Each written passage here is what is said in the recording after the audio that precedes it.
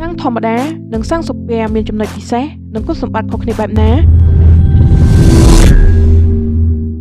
វីដេអូពណ៌នាលើកមុនដែលនិយាយតាក់ទងពីសាំងធម្មតានិងសាំងស៊ុបពែក៏ហាក់ជាមិនសូវបោះក្បាយនិងខ្វះខាតចំណុចជាច្រើនតែពេលនេះពួកយើងនឹងនិយាយឲ្យស៊ីជម្រៅបន្តិចហើយសង្ឃឹមថាបងប្អូនដែលយល់ច្បាស់ពីប្រេងឥន្ធនៈទាំងពីរនេះជួយផ្ដល់ជាមតិនិងចែករំលែកខមមិននៅលើវីដេអូមួយនេះអ្នកប្រើប្រាស់យានយន្តភាគច្រើនដែលចាក់ប្រេងឥន្ធនៈប្រកាសជាដឹងហើយថាប្រភេទឥន្ធនៈនៅតាមស្ថានីយ៍ប្រេងស្រុកខ្មែរភាគច្រើនមាន3ប្រភេទគឺម៉ាស៊ូតសាំងធម្មតានិងសាំងស៊ុបពែក្នុងនោះសាំងធម្មតានិងសាំងស៊ុបពែព្រោះឲ្យតែយានយន្តដែលមានម៉ាស៊ីនសាំង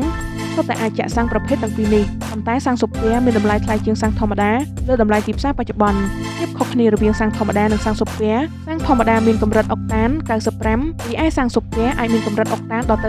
98ការចម្រាញ់ប្រេងដែលមានកម្រិតអុកតានខ្ពស់បែបនេះត្រូវការចំណាយលុយច្រើនជាងធម្មតាជាហេតុធ្វើឲ្យតម្លៃក៏រៀងថ្លៃទៅតាមនឹងដែរប្រការមួយផ្សេងទៀតសាំងស៊ុបពែមានលាយសារធាតុដែលជួយលាងសម្អាតម៉ាស៊ីនធ្វើឲ្យម៉ាស៊ីនស្អាតនិងមានដំណើរការល្អជាងពេលប្រើសាំងធម្មតាគុណសម្បត្តិសាំងស៊ុបពែបើប្រៀបធៀបទៅនឹងការប្រើប្រាស់សាំងធម្មតាធ្វើឲ្យម៉ាស៊ីនស្ទុះនិងស៊ីសាំងទៅជាងប្រើសាំងធម្មតាធ្វើឲ្យម៉ាស៊ីនស្ងាត់និងងាយបង្កើនល្បឿនជួយកាត់បន្ថយកម្រិតឆ្លក់សាំងរបស់យានយន្តជួយលាងសម្អាតយានយន្តពេលប្រើប្រាស់ការប្រើប្រាស់សាំងស៊ុបពែចំពោះយានយន្តថ្មីជួយឲ្យម៉ាស៊ីនរត់បានល្អ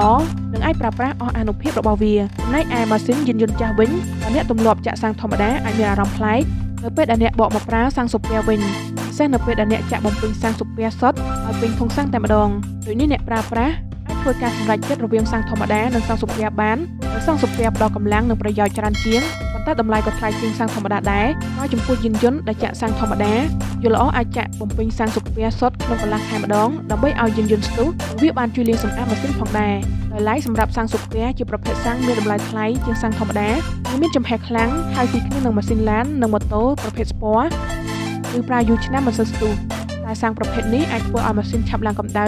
ជាងការប្រើសាំងធម្មតាបើអ្នកបើកបរត្រូវជិះផ្លូវឆ្ងាយហើយចាក់សាំងស៊ុបពែអាចធ្វើឲ្យម៉ាស៊ីនយានយន្តឆាប់ក្ដៅទាមទារត្រូវឧស្សាហ៍ឈប់តាមផ្លូវដើម្បីឲ្យម៉ាស៊ីនយានយន្តថយកម្ដៅ